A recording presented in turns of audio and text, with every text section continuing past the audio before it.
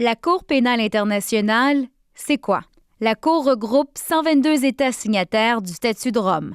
Des États tels que la Chine, l'Inde, la Russie et les États-Unis n'en font pas partie. La Cour a compétence en matière de crimes de génocide, de crimes contre l'humanité, de crimes de guerre et de crimes d'agression. Et il n'y a pas d'immunité pour quiconque, incluant les chefs d'État. Bon, en grand angle, ce soir, on se penche sur la Cour pénale internationale qui existe depuis 2002. C'est une jeune institution qui fait l'objet de critiques. Voici d'abord quelques données pour vous. La Cour s'est saisie de 27 affaires. Elle a émis 34 mandats d'arrêt. 15 personnes sont toujours en fuite, dont le président soudanais Omar al-Bashir. Depuis sa création, la Cour pénale internationale a condamné 8 personnes et en a acquitté 3 autres. Et la très grande majorité de ces enquêtes concernent l'Afrique. Les États-Unis ne sont pas signataires du Statut de Rome, on le mentionnait, mais l'Afghanistan, oui. Et les militaires américains sont dans la mire en ce moment de la Cour pénale internationale. Les États-Unis ont récemment annoncé des sanctions contre cette Cour. En fait, ils tentent d'empêcher la Cour pénale internationale d'enquêter sur ces militaires. On discute de cette institution avec notre chroniqueur Mirwan Mekouar. Bon, c'est une grande question, mais selon vous, c'est une jeune institution, cette Cour internationale. Est-ce qu'elle a réussi jusqu'à présent à remplir ses objectifs? Oui, effectivement, le bilan de la Cour est mitigé, mais ce n'est pas tant la faute de la Cour. Alors, la CPI peut généralement ouvrir des enquêtes dans des pays qui sont signataires du statut de Rome. Généralement, ou alors dans des pays dont les ressortissants sont signataires du statut de Rome. Donc cela veut dire qu'en général, la Cour ne peut pas ouvrir des enquêtes dans des pays comme l'Arabie Saoudite, comme Israël, comme les États-Unis, qui peuvent avoir des crimes de guerre sur la conscience. De l'autre côté, la Cour a pu mener des enquêtes et emprisonner des gens responsables de crimes, des crimes de guerre, comme le Congolais Thomas Lobanga, qui a été condamné à 14 ans de prison pour avoir utilisé des enfants soldats.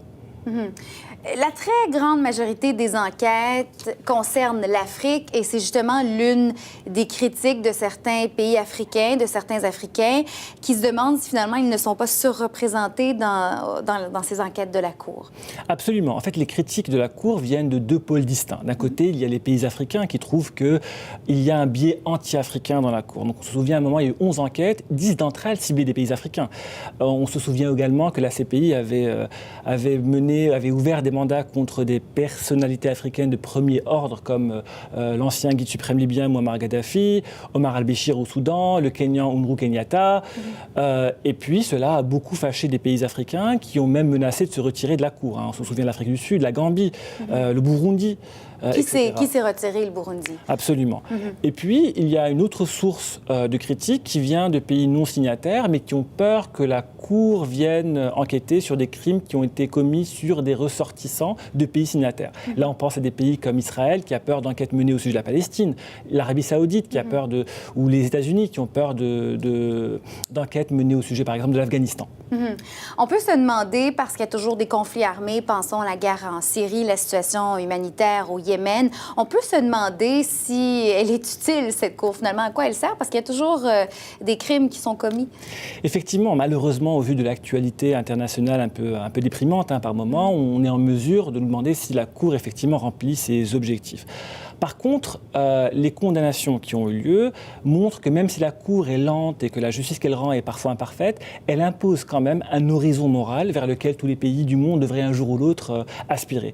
Et c'est bien la raison pour laquelle la Cour fait peur. Parce que même des pays qui se retirent de la Cour, comme les Philippines par exemple, ou des pays qui critiquent fortement la Cour, comme les États-Unis, savent très bien que celle-ci, en fait, impose des nouvelles normes internationales qu'un jour ou l'autre, ils devraient suivre.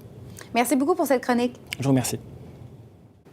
Et l'ex-dirigeant de la Côte d'Ivoire est un homme libre depuis peu. Laurent Gbagbo ainsi que son bras droit, Charles Blé Goudé, ont été acquittés récemment, en janvier dernier. Le politicien faisait face à 4 chefs de crimes contre l'humanité, meurtre, viol, persécution et autres actes inhumains pour lesquels il a toujours plaidé non coupable.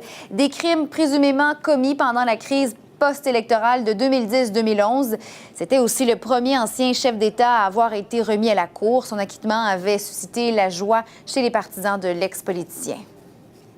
Et nous avons rencontré récemment des membres de la communauté ivoirienne de Toronto. La plupart de ceux que nous avons rencontrés étaient soulagés et en faveur du récent acquittement de Gbagbo.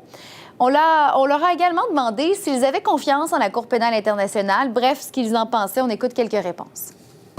Pendant longtemps, et de toujours d'ailleurs, la Cour pénale internationale est considérée comme une cour qui ne juge que les responsables africains.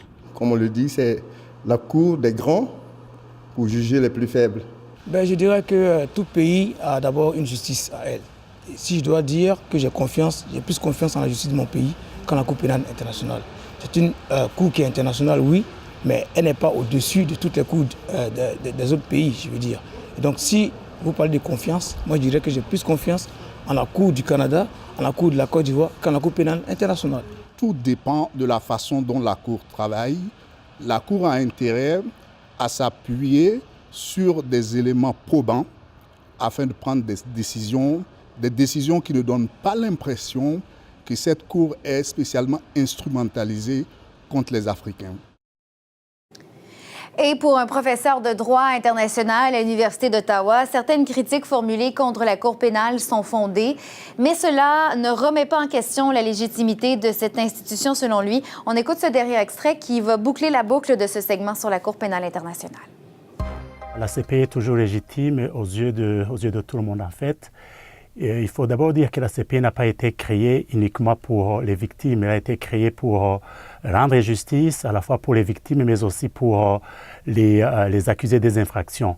Alors, si la Cour pénale internationale voit qu'il n'y a pas assez de preuves pour établir la culpabilité d'un individu, dans ce cas-là, ils n'ont d'autre choix que de l'acquitter. Ça, c'est aussi une forme de justice.